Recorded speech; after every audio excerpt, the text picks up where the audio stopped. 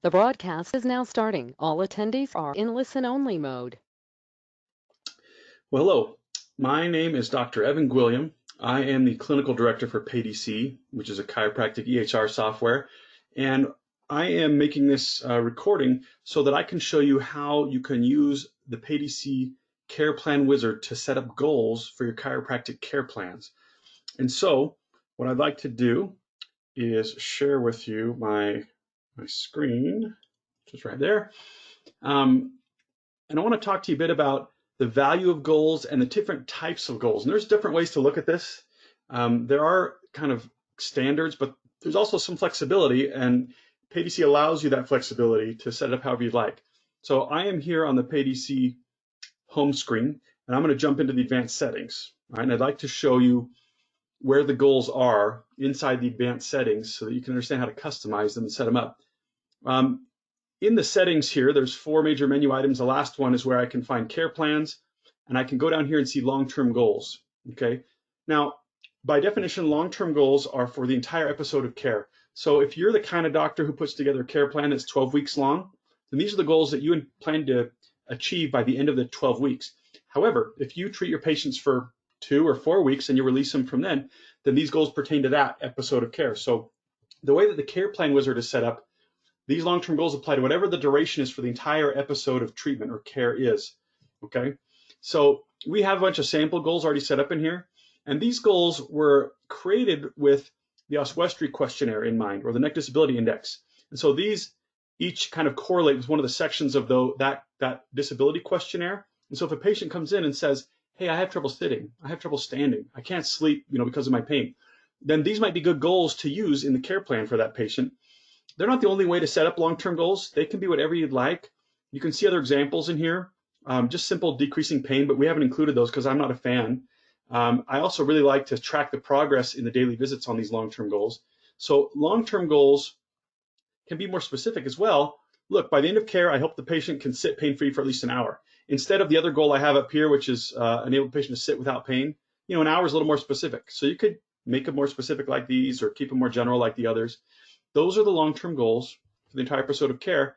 And if they're checked off here as track progress, then in the daily SOAP notes, as you go through the entire episode of care, periodically you can highlight that goal and you can use the percentage slider to track the progress and say, you know what, we have a goal to get them to sit for an hour. They said they can sit 25 or 30 minutes. That's an easier percentage.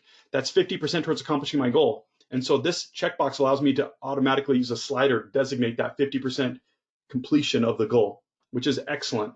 It's a great way to communicate with third parties the importance of these long-term goals. Okay, those are long-term goals, the entire episode of care. Under the procedures here, there's another set of goals in the settings. These are procedure-based goals, so these are tied to specific procedures, and those are often tied into a single stage of care. So if I were to set up a 12-week care plan, I could have long-term goals for the entire 12 weeks, but I could break that into stages rather, and each stage could be 4 weeks long. And in each stage, I might have certain procedures I plan to perform, like exercise and E-stim, and each specific procedure will have its own goals. The goals of E-stim are different than the goals from exercises, and so we want to be able to discern those within each stage of care while still looking at the bigger picture of the entire episode of care. So these goals are shorter term, tied to specific procedures during a particular stage. Okay, and if you only have one stage of care because your care is 2 to 4 weeks before you release a patient and you don't really need to break it into different stages, then understand that these goals will tie to the procedures, whereas these goals will tie to the entire episode, which is only 2 to 4 weeks. So there's still a relationship there. The examples we put in here is something like this. Take a look at these here. Increase pain-free range of motion by a certain percentage from the initial exam. So the rationale behind this was to kind of set it up so that maybe during the first stage of care, your goal is to get them to 25% from the initial exam, but during the second stage is 50, and during the third stage, you want to jump to 100 or something like that. So you can set this up with any numbers you want, but this idea was to use the initial exam as a reference, and as they move through different stages of care, during the second stage of care, I might not want to get, I'm well beyond that. I think I can get them to 75. And the final stage, I get them to 100, then I release them from care. So that's just one way this can be set up. You can also do more generic goals and just say, well, the purpose of this particular exercise is to stretch ligaments, or the purpose of this, ultrasound is to reduce swelling. So these can be used for any sort of different procedure. And some of these are more generic, just reduce pain, improve muscle strength. That's going to be tied to an exercise. You don't improve muscle strength through chiropractic manipulation. You improve muscle strength either through Russian stim, maybe, or through therapeutic exercises. So make sure your goals make sense for the procedures. So we're going to tie them to. All right. So there's the short-term goals, and here's the long-term goals. Now let's go into a care plan, and I'm just going to pick someone at random here. Let's do Peter Quill, Star-Lord. You may have heard of him. So he's got an existing care plan here. So we'll go ahead and into that existing care plan and just edit it a little bit. We could create a new one and get into the goals that way, but I want you to understand where those goals are for each of the for the stages of care and for the long-term stuff. So I've opened up the care plan here for Peter Quill, and I can see the description of the narrative here on the right. And if I scroll down, I can see that for my care plan that I've set up for Peter, there are 3 stages of care, and there's the names of them. And it says there are long-term goals. So these pertain to the entire episode of care, which I think this is a 12-week plan. We're going to try to get his pain down to pre-injury status. We're going to help him with normal ADLs. And I want him to be able to lift heavy weights without extra pain. I have a note here that he currently can't lift more than 10 pounds. And so as the patient moves through all those weeks of care, I'm going to occasionally talk about these goals in the SOAP note and update them and talk about how close we are to completing them. Now those are long-term goals. Short-term goals are going to come out down here in each stage under each procedure. So during the acute stage, I have a procedure listed here, and I have a short-term goal. Increase pain-free range of motion by 50% and reduce pain reported by 50%. That's the goal for this. Now if I go to the next stage of care, I have 98940 again, but the goal has changed. It looks like we don't think we're going to get much more past 50% for the pain-free range of motion, but we're trying to work on his facet pain here. And by the end, when we do the manipulation, the purpose of it during this stage of care is to get him down to his pain-free range of motion better by 100% and his pain reported by 100% here. And so you can see how the goals kind of are progressive. It's even easier to do this with things like therapeutic exercise, because during the first stage of care, actually I should go up here, during the first stage, typically exercises can be focused, looks like I don't have any here yet, but the exercises initially can be focused on stretching, and then during the next stage of care, they can be focused on strengthening. So I think I did that here where I did, I can name exercises that make sense, and I can set up goals that are related to stretching, like range of motion. And then later, if I did this one that way, I set up 9710 in the last stage of care, which I named strengthening, and the goals there are to help with muscle strength, and get the range of motion all the way there. So the goals, the purpose is those services are going to change. You do certain exercises for a different purpose during each phase of care with this particular care plan. So I can go into edit the care plan now and tweak this a bit and get it kind of cleaned up. Okay, so let's go into the care plan itself within the wizard here and edit this care plan. I'm going to skip a few screens and go right to where the goals are. So just kind of bear with me as I move ahead. There's the stages of care, and here's the long-term goals. So we determine what are the goals for the entire episode of care. And again, you can do these like generic goals, just get them to be able to sit, stand, walk, or sleep without pain at all. But if you use those, my advice to you, if I did this one, enable patient to sit without pain, then I would advise you to put a note in here that says how long they can currently sit. Can currently sit for 10 minutes without pain. And then maybe on visit 6 or 10 or somewhere in there, I can change this note for this goal and say, hey, can currently sit for 30 minutes without pain. And then I can use the slider to identify the percentage of progress I feel he's made on that particular goal. Okay, so that's how I would use these general goals. If you want to use more specific goals here, then it's kind of already set up for you. Enable patient to sit pain-free for an hour instead of this sit without pain. I mean, whatever you feel better fits, you can use either one. We have some other examples here, sleep 6 hours or sit pain-free for 30 minutes. So again, if you use a generic goal, my advice would be to add a note to get the time frame specific so that you can later say, it's now 30 minutes, it's now 60 minutes, or they can now walk so many, so much distance or this many hours. And those are great ways to really track those goals. This goal here, right here, restore tolerance to normal activities of daily living. Like that's kind of fine, but I don't know how to do a percentage of progress on that unless I name some specific activities of daily living that I can measure somehow. And so that one's even more generic. I like to dial it in to specific activities like sitting, standing, sleeping, lifting. And that's going to make the goals much stronger. But you're welcome to use these other goals. I'm just letting you know that I find that when I name specific activities and I even put time frames on them, either in the note or with the goal itself, it's going to make it that much stronger. All right. So those are the long-term goals. You can reorder them. Here's my advice. I think that any case should have at least 2, preferably 3 goals. And when you hit 5, it's just getting kind of cumbersome. It's just getting a little crazy.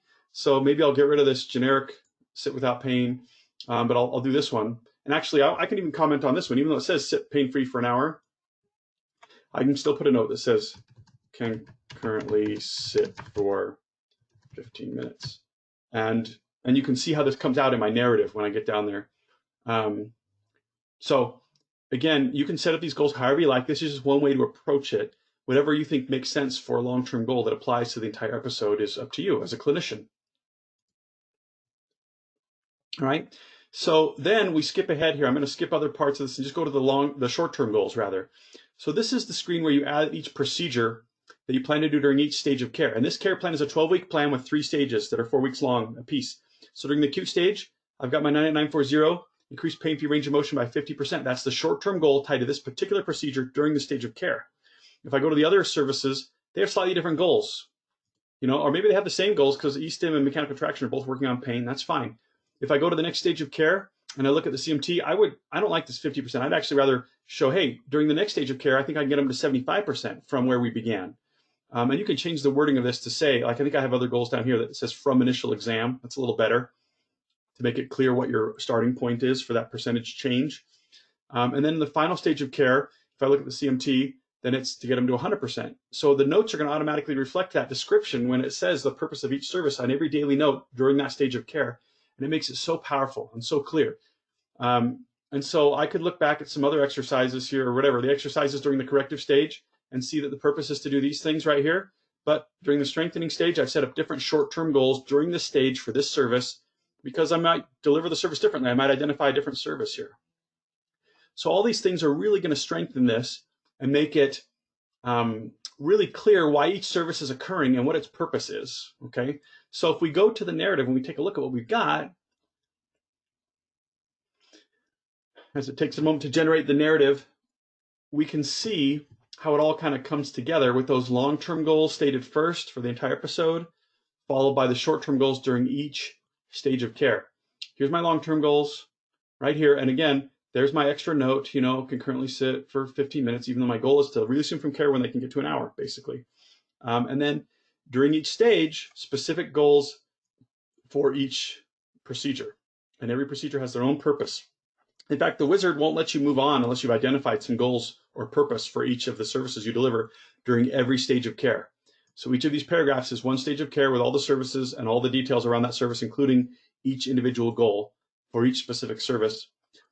And I like that progressive idea where these goals are a little bit more modest. I only plan to get them a little ways along, and then here they get more aggressive, and by the end, I want to get them to where they're perfect and I can release them. All right, so you set up all these goals, get them dialed in real nice, save a new care plan template you can use that includes all this information for your best practice protocols for this typical presentation. And then let's go back in and let's add a daily note now, even though his care plan started over a year ago, looks like a year and a half ago when I'm making this recording. Now that that's dialed in, I'm going to add a note and show you how these goals kind of tie in to the process of just adding notes. Okay, and keep in mind, this note is being created like a year after the last note was on Peter, but still, we go into the SOAP notes here, and once we're in the SOAP notes screen, what we can do is, update the subjective, the objective, what have you, but I want to get right down to where the goals tie into this. So here's our note, and we can build different things, but I'm going to kind of skip over stuff and get down to the assessment. In the assessment, you can, of course, comment on general progress for the patient overall, but this is where those goals are. And we can get in here and say, hey, Peter, we talked about you not being able to lift weights, and you said that 10 pounds is really hard. And he goes, you know what? Today I can lift like 30 pounds. And I go, you know what? That is almost to our goal. Our goal is maybe 40 or something. So I can put a note here. Patient reports no trouble lifting, whatever, 25 pounds or whatever the amount is. And then we can use this slider to show in our notes, hey, I feel like this patient's 80% towards completing this goal, which is terrific. This other goal, no, there's no changes there yet, or maybe this one's creeping along. I don't have to add a comment, but it makes it stronger when I do. So you can add comments to each. What I would advise you to do is to pick one of these goals to comment on every couple of visits at a minimum, so that you don't have to look at them every visit and do all the goals, but every 2 to 3 visits, pick one and ask the patient about it, and you move the slider along and comment on it. If they're not progressing, then comment on that and explain what's going on. This is a very powerful way to use those long-term goals and prove to third parties that you are focused on that long-term outcome, all right? That you're not just treating patients with no purpose, you're just hoping to get paid, but you actually have an end point that you're looking for, and you expect to get some results. And hopefully by the end of care, you'll be at 90 or 100% for all 3 of the goals. Okay, those are the long-term goals that pertain to the entire episode. And as you move through the episode of care, you gradually update the changes and comment on them, which is terrific. You can change these goals here by clicking and add different ones or new ones and get rid of some if you need to. It's the same interface as back in the care plan wizard. Then we get to the plan section of the notes. We jump in here and it lists all the services that we have planned during the stage of care at this point, which is 3 different codes. And over here is the column for goals or rationale. So these are the short-term goals, and this goal will only tie to this code during the stage of care. We move to the next stage of care, it'll default to the goals that I have pre-selected from the care plan for that service during the next stage. If there's one of these services goes away and is replaced by a different service, that's fine. But the nice thing about this is if I do the same services through more than one stage of care, then I can change not just the description for the service and the body areas and the diagnosis linkage, but I can also change the specific goals tied to that service so that I can show why I'm still doing it in this stage of care, because I may have accomplished the old goal, but there's more work to do. And that helps tell the story for each procedure. All right. So that is how you use these short-term goals here and the long-term goals up here, and then the relationship. Let's take a look at this note just to kind of see where these fall in when I'm looking at my regular daily SOAP note. We have the SOAP note broken into the 4 sections: subjective, objective, assessment, and plan. So the long-term goals are kind of mentioned in the assessment, and the short-term goals are mentioned in the plan because that's where we list the procedures. That's where we list what was performed today. So we go to look at the note here, and we see under the assessment heading that the long-term goals, 2 of them changed, and therefore those are the 2 that are listed in the note. Daily notes don't include long-term goals if you don't mention them. So don't worry about that. If you don't want to comment on the goals, they won't even show up here. There's no reason to. There's no reason nothing changed, but you can see something did change, and so there's some comment about it. Here's what progress happened, and then there's the comment I added. And that's really powerful. Again, improving to a third party that you're not just treating forever, but you actually have a long-term outcome in mind, and you're focused on an endpoint. Right? When they accomplish these goals and you're all close to 100%, you can release them. And then when we look at each procedure here, there's my first procedure, and if I scroll up here, it describes the short-term goal, the purpose of this procedure during the stage of care. And when I move through the next stage of care, which might be visit 12 or something when I shift in the next stage, then this, even though I'm still doing this service, 98941, it's still being done, the description can change to reflect the new goal, which might be to get them to 75%. And that, again, helps establish each individual service very clearly. If this work seems tedious to you, to assign all this, the good news is, once you have a couple of care plan templates set up where you have good goals tied to good procedures and you have a good protocol for a typical patient presentation for a certain group of diagnoses or something, you don't have to redo it every time. You can just reuse old templates where you have all this detail saved up over a typical care plan protocol that you would follow. And that makes it very, very powerful. And it's a great way for you to convey medical necessity and defend your notes when they get attacked by an outsider. All right. So that's the story. That is how the relationship between short and long-term goals in PayDC and how you can leverage those to really protect and solidify your notes so that they can't be scrutinized or cut apart by anyone who would prefer not to pay you, all right, or by an auditor or a peer reviewer. So those are great ways to really tie that in. They're only as good, though, as if you believe those are relevant goals for this service, then that's great. If you're just putting in random goals, then don't even bother. They have to make sense for the service and they have to be something you really believe can be accomplished and you actually comment on from time to time and show that you've accomplished them and you're moving forward. All right. So that is the process. That is what I wanted to share with you in this recording. I hope that you found that to be helpful information and you understand how to better leverage the short and long-term goals inside of the care plan and in the advanced settings for PayDC. thank you for being here with me, and please stay tuned. If you have further questions, don't hesitate to reach out to support or contact us at paydc.com, and we'd be happy to help you more.